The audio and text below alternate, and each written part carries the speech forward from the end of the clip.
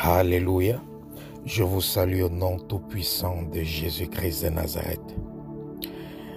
Bien-aimé, j'aimerais t'exhorter sur quelque chose de très important en ce qui concerne nos traditions et nos coutumes. Il est important de savoir que Dieu qui nous a créés, Dieu le Père de notre Sauveur Jésus-Christ de Nazareth, n'est pas contre nos traditions ni contre nos coutumes. Mais Dieu qui nous a créés est contre toute pratique, tout système, toute habitude que le monde des ténèbres peut utiliser comme une base sur laquelle se tenir pour nuire au bien-être des êtres humains.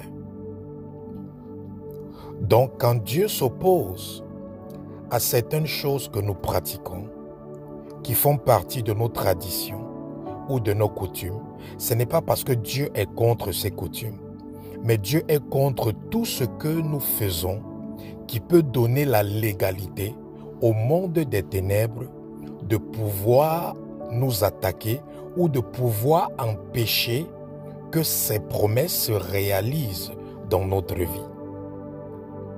Aujourd'hui, beaucoup d'enfants de Dieu demeurent captifs des forces des ténèbres, demeurent dans des captivités spirituelles, demeurent dans l'emprise du monde des ténèbres, des démons, des esprits, parce qu'ils observent encore certaines coutumes et certaines traditions qui sont utilisées comme des bases par le monde des ténèbres pour avoir accès à leur vie.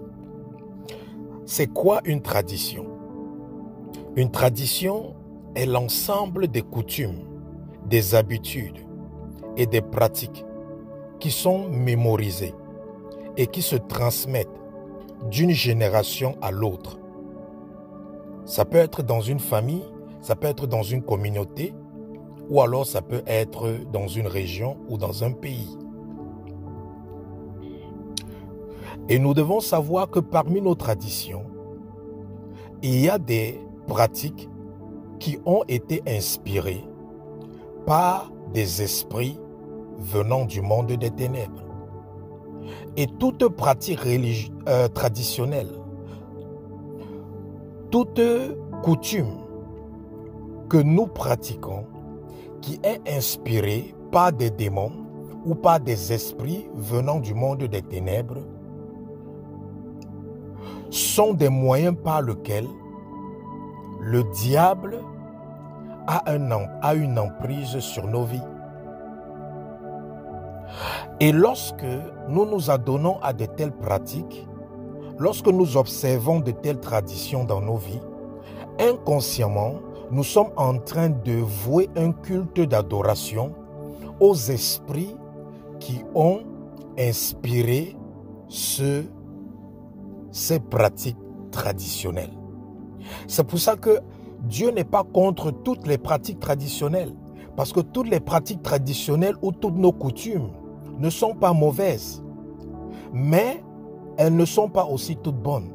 Parmi elles, il y a des bonnes valeurs, mais parmi elles, il y a aussi des mauvaises. Je me rappelle, je priais pour quelqu'un, et cette personne est née de nouveau, et c'est une servante de Dieu. Et l'esprit qui était en elle ne voulait pas partir. Et l'esprit qui était en elle disait que cette personne sur qui tu es en train de prier, elle vient de faire une alliance inconsciemment avec moi. Et moi, je me suis posé la question parce que je savais que la personne dont l'esprit parlait est une personne qui est née de nouveau, c'est une personne qui sert Dieu, c'est une personne qui aime Dieu, c'est une personne qui prend au sérieux sa vie chrétienne ou sa foi chrétienne. Donc j'ai demandé à ce démon, comment est-ce que cette personne a établi une alliance, vient d'établir une alliance inconsciemment avec toi? Et cet esprit a dit, Quand ils coupent les cheveux chez eux, c'est moi qui collecte ces cheveux. Et dans les cheveux, il y a de l'ADN, il y a le sang. Et dans le sang, il y a l'ADN. Et c'est par là que je passe pour établir ou rétablir des alliances avec toute personne qui le font. Et effectivement, dans la vie de cette dame, dans leur coutume, lorsqu'il y a un funérail ou lorsqu'il y a un deuil, ils sont appelés à se raser les cheveux. Et cette dame avait eu un funérail ou un deuil où elle était partie et elle s'était rasé les cheveux. Et elle ne savait pas qu'après s'être rasé les cheveux, elle ne savait pas qu'en se rasant les cheveux, elle était en train de vouer un culte d'adoration à un démon qui était le démon qui avait inspiré cette pratique traditionnelle. Ce qui fait qu'en se rasant les cheveux, elle ne savait pas qu'elle est allée nouer une alliance inconsciemment avec ce démon. Ce qui fait maintenant que ce démon était en train de combattre sa vie et ce démon était en train de bloquer sa vie et de bloquer ses projets. Ce qui fait qu'on ne pouvait pas délivrer cette dame de ce démon si cette dame maintenant ne confessait pas et ne se repentait pas de l'acte qu'elle a posé en faisant quoi? En se rasant les cheveux pour honorer une pratique traditionnelle pendant les funérailles ou pendant les deuils dans son village. Vous voyez comment quelqu'un qui est né de nouveau, quelqu'un qui sert Dieu, peut penser qu'il y a des choses qu'elle peut faire et qui n'auront pas d'implication, sans savoir que ce sont de telles choses qui donnent la légalité au monde des ténèbres de bloquer sa vie. C'est pour ça que vous allez voir beaucoup de chrétiens qui sont dans le Seigneur et qui souffrent beaucoup. Les esprits ont toujours la légalité de nuire à leur bien-être, de nuire à leur santé. Pourquoi? Parce que ces personnes sont encore dans le respect de certaines coutumes, dans le respect de certaines traditions, qui aux yeux de Dieu sont des péchés. Qui aux yeux de Dieu sont des péchés. Et de telles personnes, elles peuvent rester dans la foi chrétienne même pendant 50 ans. Ces démons auront toujours la légalité de bloquer leur vie. Et leur vie n'est pas bloquée parce que ces démons sont plus forts que le Saint-Esprit, mais leur vie sont bloquées parce qu'ils sont inconsciemment en train de vouer un culte d'adoration à ces idoles. Parce qu'on adore une idole lorsque on observe ses pratiques. Lorsque tu pratiques quelque chose inspiré par un esprit, tu adores cet esprit. C'est de la même manière que lorsque nous, les enfants de Dieu, on pratique des choses inspirées par Dieu ou par l'Esprit de Dieu, nous sommes en train de vouer un culte à Dieu. Donc quand tu le fais par rapport à quelque chose qui n'est pas inspiré par Dieu, tu es en train de vouer un culte au diable. Regarde ce que la Bible nous dit dans Colossiens chapitre 2 verset 8. Prenez garde que personne ne fasse de vous sa proie par la philosophie et par une vaine tromperie, s'appuyant sur la tradition des hommes, sur les rudiments du monde et non sur Christ. Vous voyez, Paul dit ici, faites attention, parce que les êtres humains vont utiliser la philosophie, ils vont utiliser la vaine tromperie. Et vous savez sur quoi ils vont s'appuyer? Ils vont s'appuyer sur la tradition des hommes, sur les rudiments du monde. Pour faire quoi? Pour faire de vous leur proie. Donc, c'est la raison pour laquelle vous allez voir, il y a des personnes qui défendent beaucoup les traditions, qui défendent beaucoup les coutumes. Au fait, ce sont des personnes qui servent le diable. Ils savent pourquoi ils défendent ces coutumes et ces traditions. Ils savent que si vous n'observez plus ces traditions et ces coutumes, eux, ils n'auront plus la capacité de faire de vous leur proie. Ils n'auront plus la capacité de contrôler vos vies. Ils n'auront plus la capacité de détruire vos vies. Donc, ce qu'ils sont obligés de faire, c'est faire quoi? C'est d'essayer de vous imposer certaines pratiques et vous dire que si vous ne respectez pas ces ordonnances, si vous n'observez pas ces ordonnances, si vous ne pratiquez pas ces rites, quelque chose de mauvais va vous arriver. Donc ils utilisent la peur pour vous imposer des choses à faire. Et tout ça c'est quoi? C'est ça la différence entre la tradition et la culture. Parce que la culture et la tradition, c'est la même chose. Mais maintenant, la différence entre la culture et la tradition, c'est que la culture n'est pas quelque chose qu'on impose. Mais la tradition, c'est quelque chose qui devient comme une loi. On impose. Et lorsque tu ne respectes pas la tradition, tu dois être jugé et tu dois subir des conséquences. Mais par contre, la culture, ce n'est pas quelque chose qu'on impose. La culture, c'est quelque chose que tu peux décider de faire ou tu peux décider de ne pas faire. Là, il n'y a pas de problème. Mais le diable utilise la tradition pour faire des humains sa proie.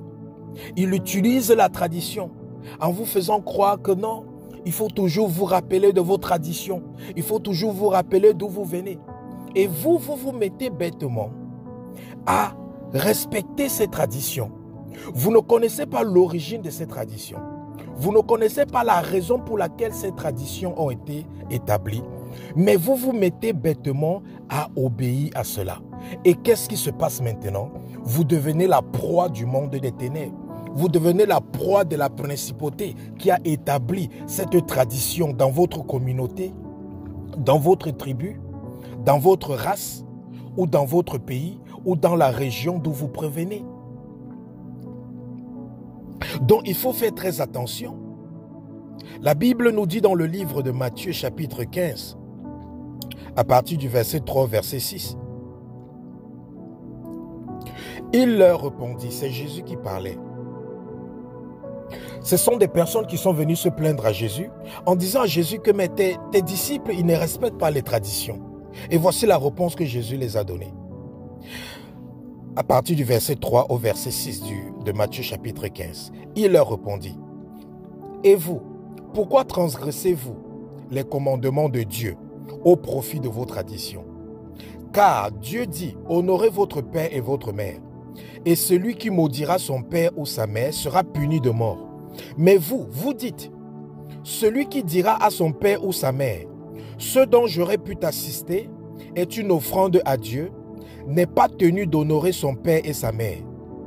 Vous annulez ainsi la parole de Dieu au profit de vos traditions. Voici Jésus qui a réprimandé ces pharisiens, ces religieux, qui ont voulu amener la culpabilité sur Jésus et sur ses disciples, en disant qu'ils ne respectent pas les traditions. Et Jésus dit que oui, vous dites que nous ne respectons pas vos traditions. Mais voilà les commandements que Dieu, un simple commandement que Dieu vous a donné, que honorez votre père et votre mère, et que celui qui n'honore pas son père et sa mère sera puni de mort. Mais vous, au lieu d'honorer votre père et votre mère, qu'est-ce que vous faites? Vous vous en foutez. Vous préférez prendre des offrandes, aller donner à Dieu et laisser votre père et votre mère dans le besoin. Et Jésus dit que vous pensez qu'en faisant de la sorte, vous êtes des personnes qui respectent les commandements de Dieu. Et Jésus dit, vous voyez, vous avez décidé d'annuler la parole de Dieu, d'annuler les commandements de Dieu au profit de vos traditions. Donc, bien-aimé, à chaque fois que tu pars et tu obéis, ou que tu pratiques un rite traditionnel, ou que tu observes une coutume traditionnelle qui va contre la parole de Dieu, ce que tu es en train de faire en tant qu'enfant de Dieu, tu es en train d'annuler la parole de Dieu au profit de ta tradition. Tu es en train de compromettre avec la parole de Dieu au profit de ta tradition. Tu es en train de te détourner de Dieu pour vouer un culte d'adoration à l'idole, à ce faux Dieu, à ces démons, à ces esprits qui ont inspiré ces traditions. Beaucoup de personnes souffrent aujourd'hui dans leur mariage à cause de certaines pratiques traditionnelles qu'elles ont observées pendant la cérémonie de mariage. Parce que pendant la cérémonie de mariage, il y a beaucoup de pratiques démoniaques, beaucoup de pratiques sataniques, beaucoup de pratiques inspirées par le monde des ténèbres, qui fait à ce que plusieurs mariages deviennent la proie du diable. Et maintenant, les gardiens de cette tradition vont maintenant exercer une autorité sur le mariage de ces personnes en leur disant, si vous ne faites pas ceci, ceci va vous arriver. Si vous ne pratiquez pas ceci, ce malheur va vous arriver. Et quand ils le font, le malheur arrive pourquoi? À ces enfants de Dieu. Le malheur arrive pourquoi? Parce que ces enfants de Dieu ont pratiqué ces traditions et en pratiquant ces traditions, ils se sont mis sous le joug de ces traditions. Ce qui fait que tout ce que ces gardiens de la tradition, de leur village, de leur famille, va décréter, ça va s'accomplir. Jusqu'à ce que ces chrétiens vont comprendre que ils ont péché contre Dieu en observant certaines traditions. Ils ont péché contre Dieu en pratiquant certaines coutumes. Et ils vont se repentir de cela. Et après s'être repentis, ils vont prier pour Dieu de leur délivrer de toute implication de ces pratiques traditionnelles dans leur vie, de toute conséquence de ces pratiques traditionnelles de leur vie, de leur séparer de toute alliance qui a été nouée consciemment ou inconsciemment au travers de ces pratiques. C'est alors qu'ils seront délivrés de cela. Et maintenant, quelles que soient les menaces qui viendront de ces gardiens de la tradition, quelles que soient les menaces qui viendront de ces gardiens des coutumes, quelles que soient les malédictions qu'ils vont prononcer, ça n'aura pas d'effet sur la vie de ces personnes.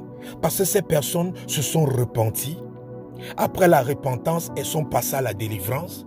Et après la délivrance, maintenant, elles sont totalement sous la couverture de Dieu. Donc, quel que soit ce qu'on va dire là-bas, quel que soit ce qu'on va faire là-bas, ça n'aura plus d'effet sur eux. Pourquoi? Parce qu'ils ont renoncé à ces pratiques. Parce qu'ils ont renoncé à ces rites. Parce qu'ils ont renoncé à ces traditionnels. Donc, toi qui m'écoutes aujourd'hui, fais attention. Fais attention aux choses qu'on t'impose dans ta famille. Fais attention aux choses qu'on t'impose dans ta tribu. Fais attention aux choses qu'on t'impose dans ta culture. Fais attention aux choses qu'on t'impose dans ton pays d'origine. Parce que rassure-toi que toute chose qu'on t'impose soit inspirée de Dieu. Parce que ce qu'on t'impose qui va contre la parole de Dieu, ce qu'on t'impose dont tu ignores la raison, la base, bien-aimé, ça peut être quelque chose qui sera utilisé pour faire de toi une proie des esprits qui ont inspiré ces traditions. La Bible nous dit dans Colossiens chapitre 2, verset 20 au verset 22, « Si vous êtes morts avec Christ au rudiment du monde, c'est-à-dire aux traditions de ce monde, pourquoi, comme si vous viviez dans le monde, vous impose-t-on ces préceptes? Ne prends pas, ne goûte pas, ne touche pas. Préceptes qui tous deviennent pernicieux par l'abus et qui sont fondés sur les ordonnances et les doctrines des hommes. » Les ordonnances et les doctrines des hommes, c'est quoi? Les ordonnances et les doctrines des hommes, ce sont les traditions. Ce sont les traditions. L'ensemble des coutumes, l'ensemble des habitudes, l'ensemble des pratiques qui sont mémorisées, qui sont transmises d'une génération à une autre. Et par la peur, on impose cela aux membres des familles, aux membres des tribus, aux membres des communautés, afin qu'ils demeurent à jamais la proie de ces principautés qui ont établi ces traditions mystiques et maléfiques. Parce que chaque tradition mystique et maléfique sont établies par des principautés. Parce que quand une principauté veut contrôler ou régner sur une communauté, régner sur une famille, régner sur un groupe de personnes, régner sur une tribu, qu'est-ce que cette principauté fait? Elle établit des traditions et elle impose ces traditions. Et elle établit ces traditions comme des lois et que toute personne qui brise ces lois va faire face à des conséquences. Et quand toi tu crois à cela et tu observes ces lois, tu deviens maintenant une proie de cela. Et lorsque tu brises ces lois, tu te retrouves en train de vivre ces conséquences. Et même si tu pries, Dieu n'a pas le droit légal de venir te délivrer. Parce que tu as obéi à ces pratiques et tu ne t'es pas encore repenti de cela. Tu n'as pas encore renoncé à cela. Tu ne t'es pas encore dissocié de cela. Et c'est là où l'importance de la délivrance apparaît. Parce qu'au travers de la délivrance, tu te repens, tu confesses, tu renonces, tu te sépares, tu te dissocies, tu te délies, tu sors de ces consécrations et puis tu te soumets à Jésus. Et à ce moment, c'est maintenant la parole de Jésus qui régnera sur toi. C'est la parole de Jésus qui va prévaloir sur ta vie et non plus la parole des traditionalistes, non plus la parole des gardiens des traditions, non plus la parole des féticheurs, non plus la parole de ces marabouts qui veillent sur nos traditions. Je prie que toute personne qui m'écoute aujourd'hui, qui a pratiqué des traditions qui n'honoraient pas Dieu, que tu puisses te repentir de ces traditions, que tu puisses te repentir de ces pratiques, que tu puisses confesser cela à Dieu, que tu puisses renoncer à ces esprits qui ont inspiré ces pratiques, que tu puisses renoncer à ces cultes que tu as voués inconsciemment à ces esprits et que tu puisses te dissocier de cela par la puissance du sang de Jésus. Que le sang de Jésus brise toutes ces alliances dans lesquelles tu es entré consciemment ou inconsciemment et que tu sois réconcilié à Dieu et que ta vie soit connectée totalement à Dieu et que seul le règne de Jésus-Christ puisse maintenant prévaloir sur tous les domaines de ta vie et de ton identité. C'est au nom de Jésus-Christ que j'ai prié. Amen. Que Dieu vous bénisse. Shalom.